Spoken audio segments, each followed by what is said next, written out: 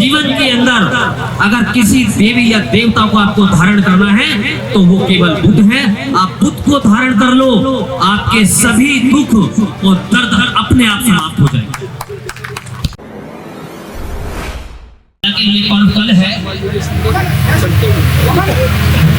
बहुजन समाज में जन्मे सभी संतों और गुरुओं को, महापुरुषों को नमन करता हूँ। इस देश को सर्वप्रथम रिजर्वेशन देकर के शोषित, उपेक्षित, गरीब, असहाय बच्चों को शिक्षित और शिक्षा प्रदान करने वाले छत्रपति साहू जी महाराज जी के भी चरणों में नमन करता हूँ। इस देश के अंदर शिक्षा को सर्वोपरि दर्जा देने वाले महात्मा ज्योतिबा फूले और इस देश की पहली महिला शिक्षिका माता सावित्रीबाई फूले जी के भी चरणों में मैं नमन करता हूँ। बहुजन समाज को सत्ता तक पहुंचाने वाले मान्यवर काशीराम साहब, इस देश को दुनिया का सबसे बड़ा हस्तलिखित संविधान देने वाले बोधिसत्व बाबा साहब डॉक्टर भीमराव अंबेडकर साहब के भी चरणों में नमन करते हैं। सम्मानित साथियों, ये पर्व देश में ही नहीं पूरी दुनिया में मनाया जाता है। सिद्धार्थ गौतम नामक जब एक बच्चे ने इस धरती पर जन्म लिया, ज्ञान प्राप्त किया और इस देश और दुनिया में बुद्ध कहलाए, जो इस धरती पर कोई धर्म नहीं, एक धम लेकर के आए। धम यानी दीक्षा, जिसे हम शिक्षा कहते हैं। सम्मानित साथियों, आज ऐसे सूर्य उदय का महापर्व दिवस यहाँ मनाया जा रहा है। इस देश के अंदर एक अजीब सी परंपरा है। इस देश का अगर मैं इतिहास की बात करूं, इस मंच से काफी लोग आए, अपनी अपनी बात रख के गए हैं। मंजीत भाई भी अपना कार्यक्रम, अपनी आवाज, गायन के माध्यम से हमें महापुरुषों का संदेश और मार्ग देकर जाएंगे। सम्मानित साथियों, इस देश को बुद्ध के नाम से जाना जाता है।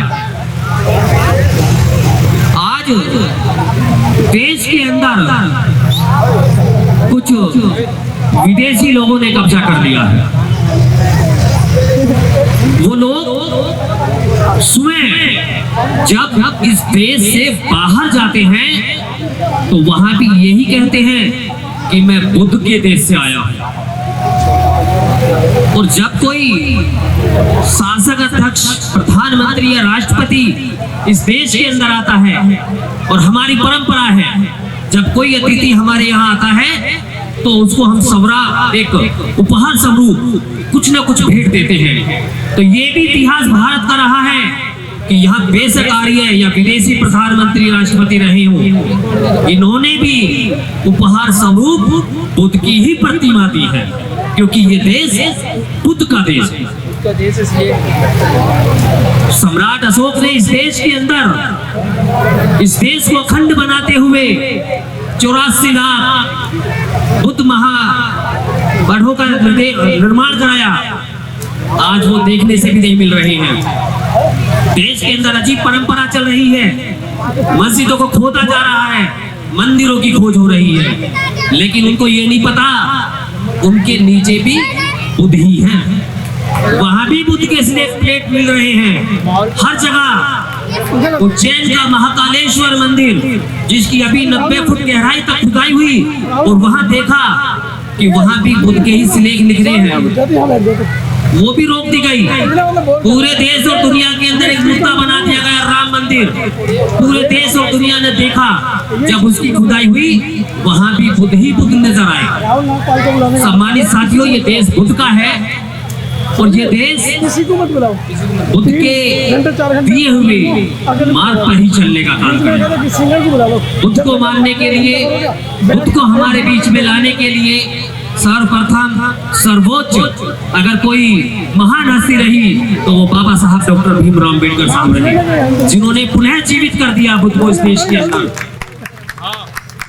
और बाबा साहब को पुनः जीवित काम करने का जो कार्य किया वो मान्यवर काशीराम साहब ने किया। सोई हुई कौम थी, सोई हुई कौम थी, इसको अगर जगाने का काम किया है तो बाबा साहब और मान्यवर साहब ने किया है साथियों। अभी संदीप जी हमारे आपके बीच में कुछ बातें कह रहे थे कि मैं उसके घर जाता हूँ जिसके घर में मंदिर नहीं है। उन्होंने सही कहा, मंदिर तो हमें पाखंड और अंधविश्वास की तरफ ले जाने का काम करता है। बुद्ध ने हमें ये संदेश नहीं दिया। बुद्ध ने कहा है ये प्रकृति ही भगवान है, ये ईश्वर है। इस प्रकृति से ही जीव की उत्पत्ति होती है और इसी में ही उसका अंत हो जाता है। भगवान या ईश्वर नामक जो भी सोच लोगों के अंदर डर और भय दिखा करके दी है वो आज तक किसी ने देखी ही नहीं। पूरे दुनिया के अंदर कोई भी ऐसा शख्स नहीं है जो साक्षात ये कहे कि मैंने ईश्वर को देखा। पेरियार ने सच्ची रामायण लिखी, उसमें उन्होंने साफ साफ सभी जो काल्पनिक देवी और देवता हमारे संस्कारों में डाल दिए गए उनका सही निचोड़ कर दिया। सच्ची रामायण पढ़िएगा साथियों। बुद्ध का पर्व है और बुद्ध हमेशा अंधविश्वास से पर्दा उठाते हैं। और आज मंच के माध्यम से जितनी भी आवाजें उठी हैं वो हमेशा अंधविश्वास से पर्दा उठाने के लिए ही उठी है और आगे भी उठेंगे।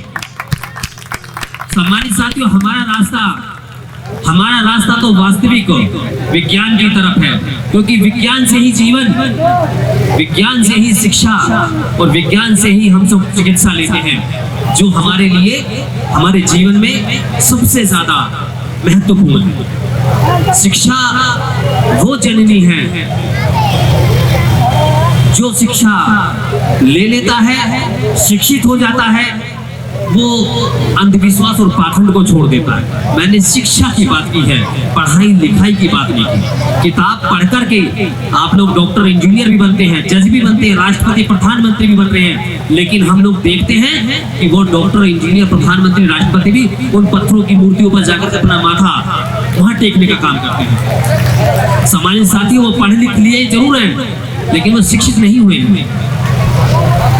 उन्होंने प्रकृति को नहीं जाना, क्योंकि बुद्ध हमें जीवन का रास्ता देते हैं। जीवन के अंदर अगर किसी देवी या देवता को आपको धारण करना है तो वो केवल बुद्ध है। आप बुद्ध को धारण कर लो, आपके सभी दुख और दर्द अपने आप समाप्त हो जाएंगे। सम्मानित साथियों, मैं अपनी बातों को आगे तो ले जाना चाह रहा हूं, लेकिन समय भी काफी ज्यादा हो रहा है। कुछ और भी वक्ता है जो बोलना चाहते हैं। मैं आप लोगों से एक यही अनुरोध और अपील करके जाऊंगा, क्योंकि मैं बार बार यहाँ आप लोगों के बीच में आता हूँ और एक ही बात कह के जाता हूँ, बच्चों को उतना पढ़ा दो, उनको इतना शिक्षित कर दो कि वो किसी पाखंड या अंधविश्वास में ना पड़े। शिक्षित हो जाएंगे तो अपने अधिकारों को अपने आप सुनिश्चित कर लेंगे।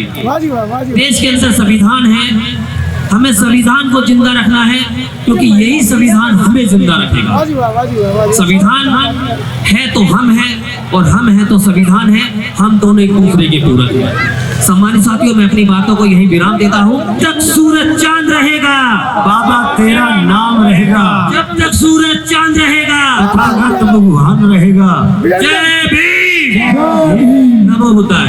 सब्सक्राइब करें आपके अपने चैनल समतावाज टीवी को, बेल आइकन दबाना ना भूलें सबसे पहले हमारी वीडियो देखने के लिए।